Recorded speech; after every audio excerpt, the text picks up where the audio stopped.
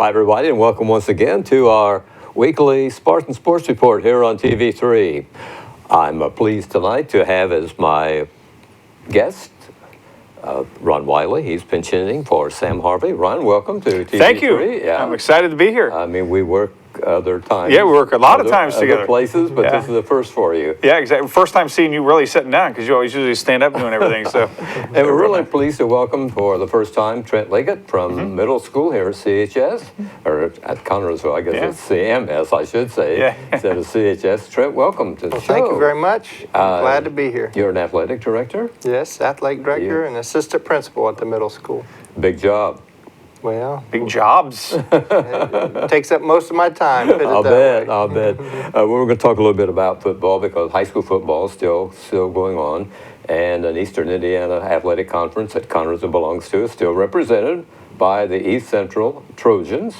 Team will be playing in semi-state this week. Yeah, that's a mean team. Going to Indianapolis to play Chittard, I believe. Yeah. No, Roncalli. They'll play Roncalli. Batesville lost to Chittard 33-0.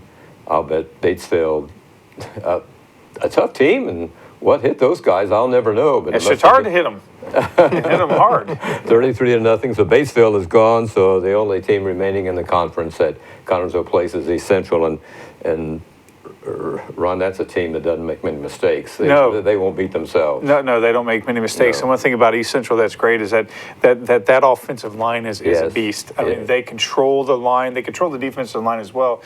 And that's what's beaten us a lot when we played them, is that we can't get any momentum when it comes to the line. And they're just, man, they just crank out team after team after team. They do. They're every year. That's a factory. They're tough. So we want to wish East Central the best of luck when they play Roncalli this Friday in the Class 4A semi-state. They win this week, they go on to the finals. Oh, that'd be awesome.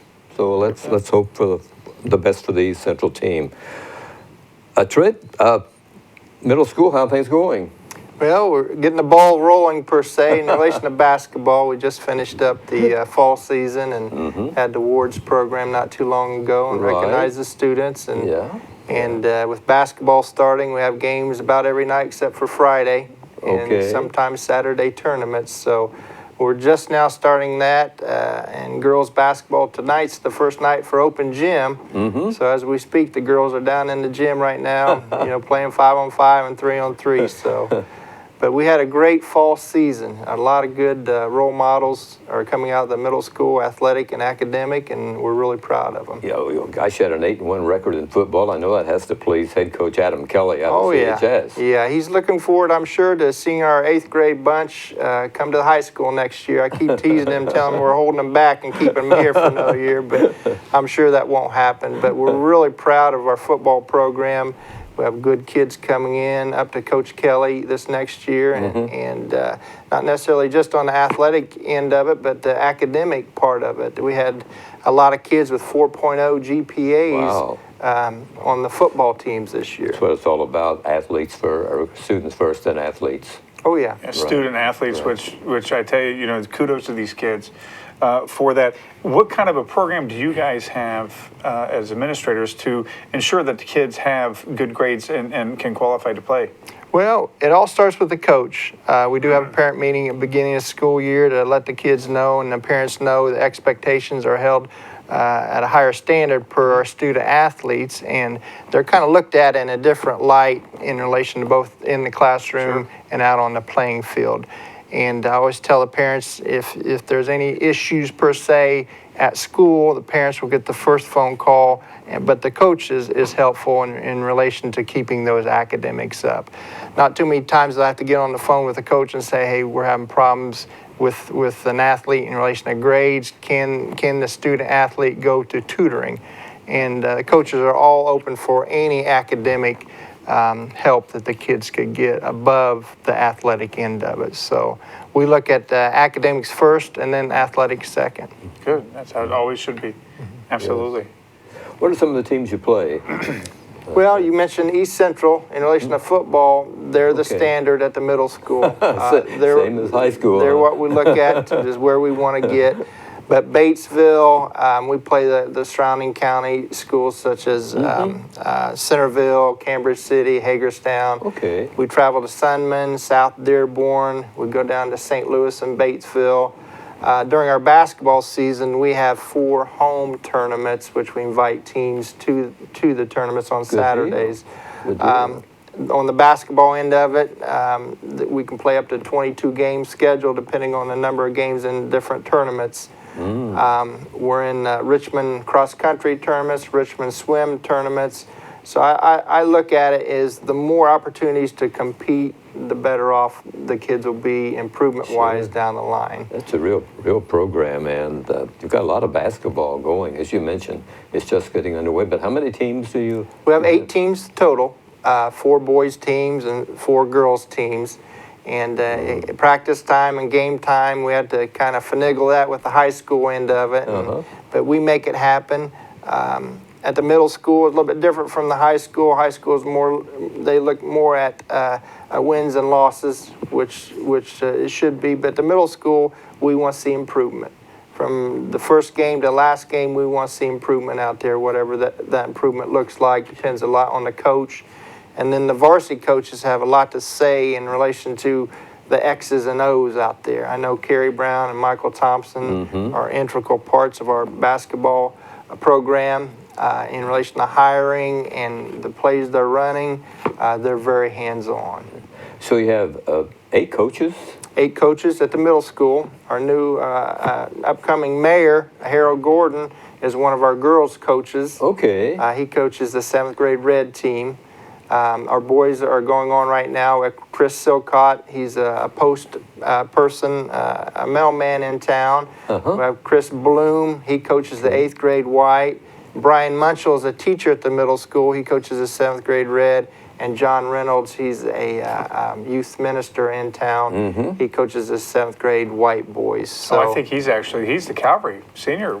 Yeah, he's pretty active. Yeah, Calvary Baptist. Yeah, yes. John. You talked earlier, Trent. You talked about how Kerry and Michael are a very integral part of their whole program, not just at CHS, but also down through the system at CMS as well. How much does Brent Duncan of CHS, the athletic director there, how much does he work with you to collaborate the programs?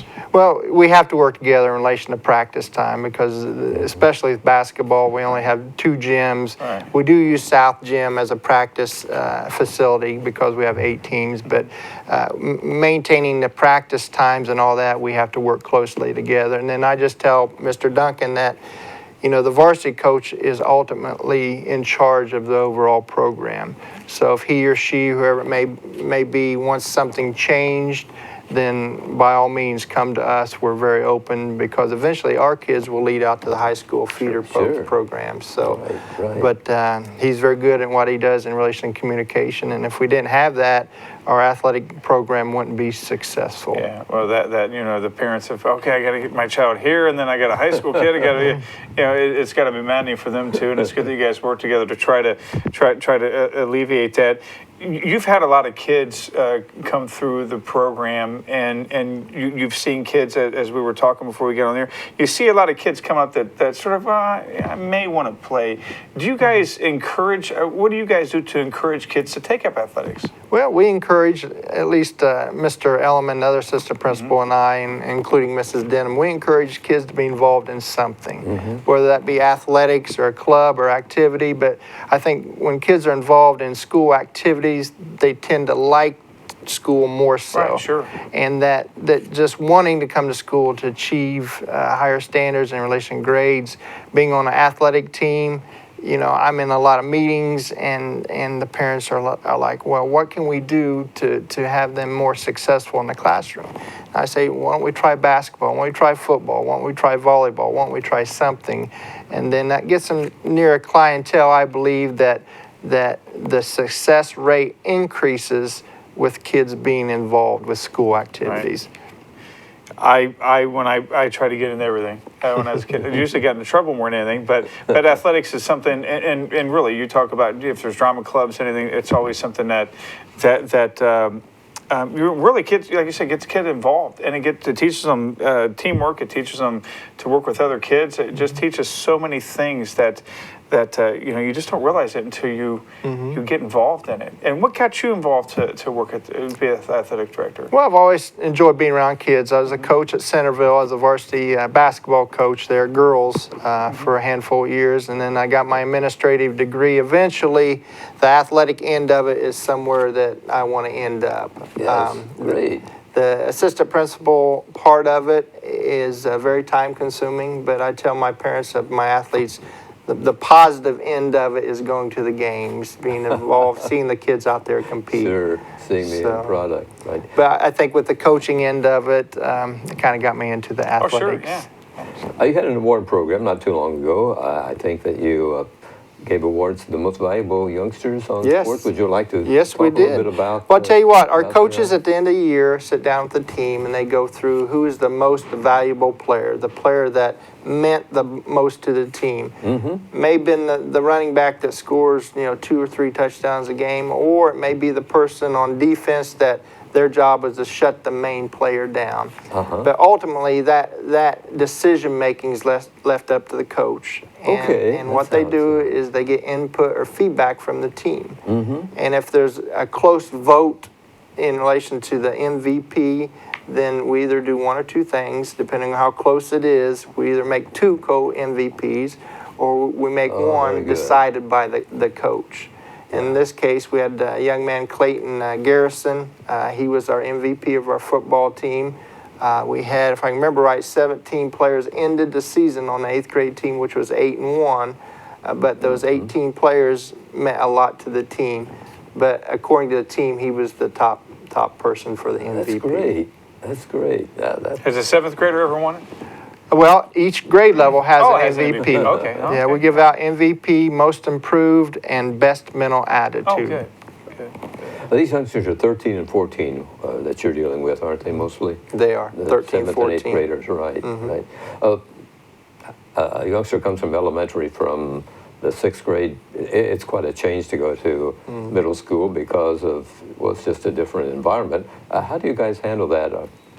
How do you get the youngsters to kind of get over that hurdle of changing? Well, we start during their 6th grade year. What we do is we do 2 things. One, we visit the elementaries, the counselor, and either myself or the other assistant principal. We go talk to the 6th graders. We answer any questions that they may have in relation to academics or athletics. The athletic end of it, I get a lot of questions, what do you have to offer? How do I try out? What clothing do I need to be on the team? Things like that. And then we also have a parent night for 6th grade parents to come to the middle school, and we kind of reemphasize the athletic end of it at that point. I have a lot of kids come to me at the beginning of their 7th grade year. Well, I want to do this, but I may not have the ability to pay for my cleats or do this or do that to get on the team. So we keep that cost level down to minimum. Basically, the only thing the kids needs is their shoes, their shorts, and their T-shirt. Everything else is supplied. Okay. So we don't want the money to come into a situation where I can't participate because of that. But I do have, tonight I have open gym for girls, and I've had several girls come to me. I'm just kind of scared to go out there. I'm scared if I'll make the team or not. And I always tell them, you'll never know unless you try. And if you don't make it, maybe there's some other opportunity that may open up for you. When does the season begin for you guys? When do you start playing? We started, the boys' season started last week. We had 1 game versus Randolph Southern. Both teams won. Our 7th grade won by a point on a last-second shot, and our 8th grade team won, I think, 20, 25 points. Okay. The girls' season, we try out December 2nd. And our first game is the beginning of January. Oh, wow, so they start rather late. They do. Yeah. They do. Wow, is there a specific reason for that, or just to get the boys out of the way and then the girls? Well, just to get the boys on the road in relation to, getting a few games because of scheduling can be a nightmare with 8 teams playing in one gym. Yeah, because you guys have just in the arena. Just in the arena, yeah. Which, our facilities, top-notch facility. We talk about the arena. That was a high school gym in Ohio. I mean, that's basically what we played in Ohio. That's then right. you come over here and it's the bowl. It's like, oh my gosh, this is a mini UD arena. It was phenomenal. of course, that's got to be a lure for the kids who want to play. Oh yeah, You know, I'll tell you I want to what. get on that bowl floor. I mean, we have 4 tournaments, 4 Saturday tournaments, one per red team or white team, boys and girls, and we play on the bowl floor and we play in the arena the same times. And I have schools calling me, can I be in that tournament, just because they want to be in the Spartan Bowl. And our concession stand at the middle school, top notch. Actually, the gym and the concession stand, when I applied for this position, I was like, you sure this is your middle school? You sure this isn't your high school? Right. So, and they had just probably, I think it was around the time when they just had redid everything. Right. Yeah, right. and boy, yeah, that top-notch facility, and kudos to all those. I mean, because and plus the high school, they have a couple nice gyms out there. So we're very blessed. Very blessed. And these kids, when they reflect. And I know a few former Spartans that tell me, man, I just miss playing on that bowl. They miss it. They miss so much. I know a fellow who went to college, took a yearbook with him, and was showing his classmates the yearbook, and they saw the Spartan Bowl spread, and they said, what's this? And they said, this is where we play basketball. And these kids couldn't believe it. A place like that in a high school, as you pointed out, is almost college quality. Oh, absolutely. So, I mean, we had just like at the arena, you get stuff coming out of the walls. That was it. And the arena is even nicer than some of the places where we played in high school. Yes. So I mean, our kids are very blessed with the facilities that we do have out here, and not just at the bowl, but we got a great baseball facility, we got great soccer facility. I mean, we're very, very blessed. And you talk about that fall sports. You got what all fall sports that you guys have that you maybe want to have that you don't have? What sports do you not have that you would like to add to? Well, do you guys have soccer? I don't think you guys No, we don't have soccer. Every once in a while I have a question, can we get that program going? We don't have soccer right now. In the fall, we have swimming, volleyball, cross country, football, Energizers, which is a dance team. That's an athlete, yeah. And then cheer. We have cheer also. But, going back to our athletes, our concession stand money that we take in, 100% of it goes back to our athletes. That's awesome. And, when I got here 8 years ago, we looked somewhat good, but in relation to equipment and things, our football equipment wasn't very good.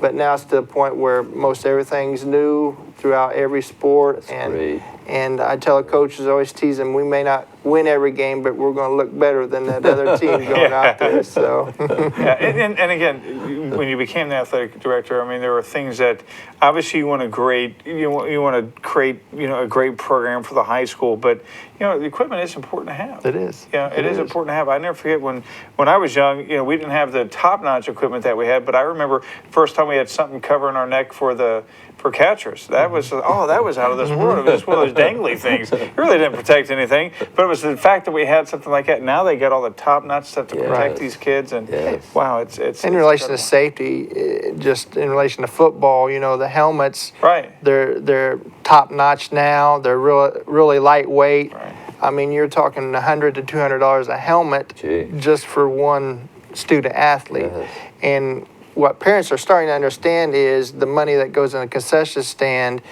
all goes back to our athletes. None of it goes to pay a salary or to pay someone's fee other than the officials. But we have top-notch equipment and uniforms at the middle school.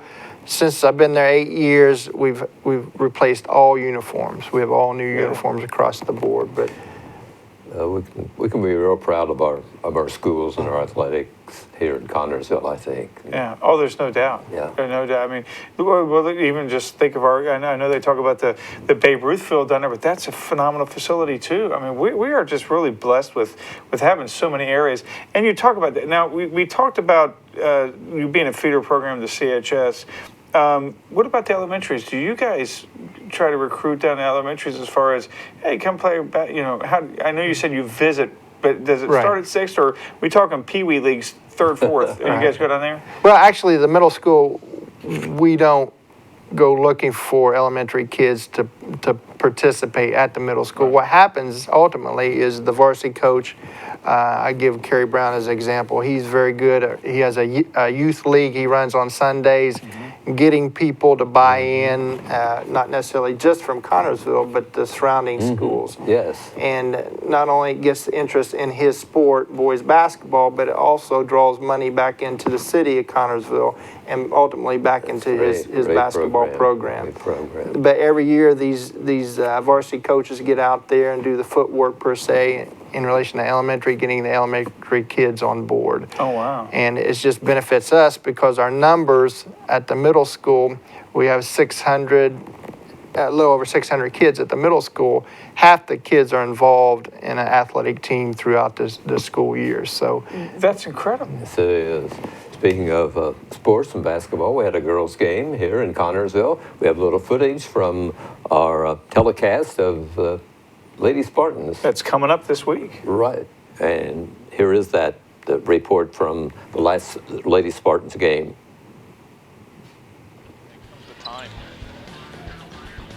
Ron, there's that gal shooting threes. Yeah, she was incredible. Basketball. Yeah, she's a Miss Basketball candidate. And one of the things that impressed me with her was that, she never, I think she hit the rim once on her free throws, but she got a little cocky and a little crazy there towards the end, shooting 35-foot shots. That's number 4, right. Yeah. But, our girls are a very young team. I mean, a very young team. Boy, there was 33 again. She really nailed I think she only had 9 points. I think she hit the first 3 shots that she hit from downtown. But, our girls are very young. They're learning. As I was telling Trent before we went on the air, and one of the threes right there by one of our girls. But, Michael is teaching these girls this year more than coaching, I think, and he's being very patient with them. And we're a very young team, 6 out of 13 freshmen. And so you got to think, well, some of them got to play JV. We can't bring up 8th graders to play JV. So, some of these girls are playing double duty of JV and in varsity. And so, but we're going to get tough. I think by the time January comes around, you're going to see a different team. Michael's going to start, finding the right rhythm, the rotation, and the girls' shots are going to finally start falling. Yeah, I agree. We see improvement in each game. They're having a little bit of problems with their offense, but it'll come as they keep working. And I know you and I were impressed with the hustle and everything that showed Friday night in their game. Yeah, right now, they were down 38-11 right there, but you would never know watching these kids play because, they play as if it's 0-0. They play hard. I never saw any girl hang their head low, Trent. I mean, they have just really, they just play the game. It's a big jump between the 6th grade and 7th grade, and it's also a big jump between the 8th grade and 9th grade or varsity. Right. You have young ladies, 15 or so, out there playing against the speed of the game. The 18-year-olds, and that, in relation to physical ability, is a big difference. But I think the thing that our girls have right now is they have the work ethic, like you said, and they want to succeed, and they'll do better as the season goes on, I'm sure. They'll do much better. And also, too, one of the things that's very important to remember, you as a coach know this, you coach for the game, but you also coach for the future as well. And right now, our future is very bright with these young girls, especially, like in the 6th. We have, 6 freshmen, I think 2 or 3 sophomores. So there's half your team underclassmen right there. I mean, more than half. And so I think our future is very bright. I think so, too. I think so, too. Very bright. The game in its entirety will be on TV3 this weekend, Thursday, Friday, and Saturday nights. And on Friday, the Lady Spartans entertain the Centerville Bulldogs. Trent's old stomping ground. Trent's old team. That's the girls. Yeah. What made you, you heard about this opening? What made you think, I think I may go to Are you from Connersville originally, or you think it's just... Originally from Jay County area. Okay. I went to school at Monroe Central High School, which is near Jay County. My first teaching job was at Hibbard Middle School in Richmond. Okay, right. And then from there, I went to coach at Centerville.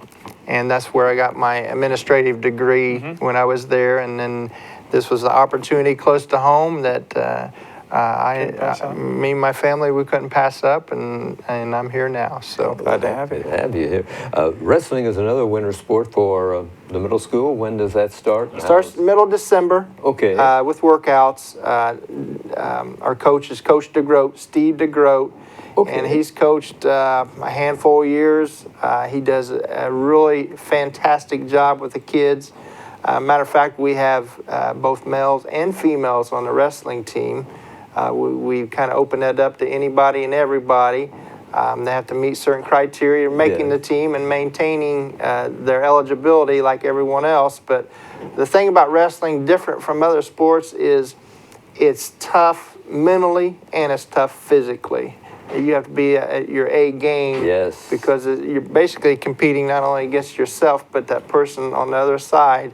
And it's pretty obvious if that other person is better than you right off the bat. Oh yeah, it's especially, I've always wondered this, because girls are really getting involved in wrestling. It's like when you're going up against a girl and she beats you. It's a strength thing, though, isn't it? But I think it's a strength thing, but yes, it's also a technique thing. Wrestling's very technical. You got to have the technique, and I tell you get beat by a girl, I mean, you're the laughing stock. Not trying to, but that's just, but kudos to the girls that have the want and the desire to do that, and to get out there and wrestle. It's not an easy sport. Right. And the coach DeGroat, he's really good with kids that may have a little difficulty in the classroom in relation to structure.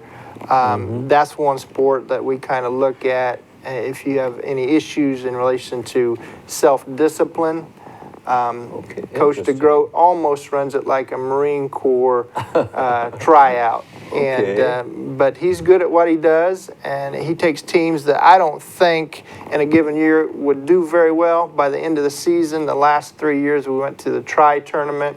It's a 10-team tournament, and we came home with the trophy the last 3 years. How about that? Good. And within those last 3 years at the beginning of the season, I'm not sure where we would have ended up, but he does a tremendous job with those young men. How many youngsters are in the wrestling program? It varies from year to year. We usually have anywhere from 30 to 50. Wow. And that's really good. And it's a big sport in relation to the kids' eyes. Yeah. I think a lot of the basketball players that for whatever reason don't make the team, that's their second opportunity. As a matter of fact, a couple of years ago we had a young man that didn't make the basketball team. He tried out for wrestling and he was tremendous. So it kind of worked out for him. Oh, that's wonderful. There's a code of ethics that the youngsters are accustomed to, or you fellows talk at the beginning of the year, we have a parent meeting. Okay. We talk with the parents, we talk with the athletes, and we tell them, your son or daughter is held at kind of a higher standard, both in the classroom and outside the classroom. Okay. Basically, the code of ethics, if the student athlete does anything to discredit their team and or the school, then their eligibility could be in jeopardy. They could lose X number of games.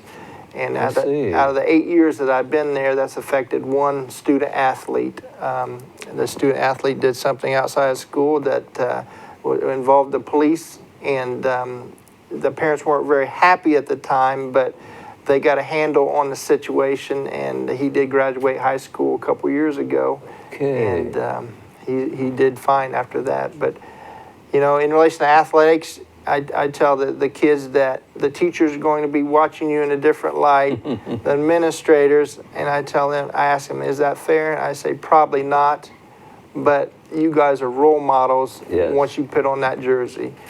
People may not know who you are, but they know you're on the football team or the wrestling team or whatever, and they're going to be watching you, good or bad. And if you do good out there, they think that's the norm. If you don't do good, then they think that's the norm. It teaches pride, I think. It teaches a lot of pride that you have pride to wear that uniform. Absolutely. Absolutely. Absolutely. So they set the example, and that's wonderful. Yeah. And I think that would make a kid really feel good, that they think that I'm the role model for these other little guys and gals that look up to me for leadership. Yeah. Absolutely. Absolutely. I think, Ron, the schools are in pretty good shape here in Connersville. I think so. From top down, Trent's doing a great job over there at the middle school, and our kids are in good hands. I've not yet have met a coach that I think you shouldn't coach. All these guys are more teachers before they're coaches, and God bless them. I think we're really fortunate here in Connersville. I know every city probably thinks that, but I think we really are lucky to have the quality of coaches that we have. Oh, yeah. We are absolutely very blessed. Absolutely. Again, congratulations on the great work you're doing, and Thank you. Thank you for having me. Appreciate it. We appreciate you stopping by to take some time to visit us here at TV3 and hope to have you on again. Okay. That's Spartan Source Report for this week. Thanks for watching, everybody, on TV3.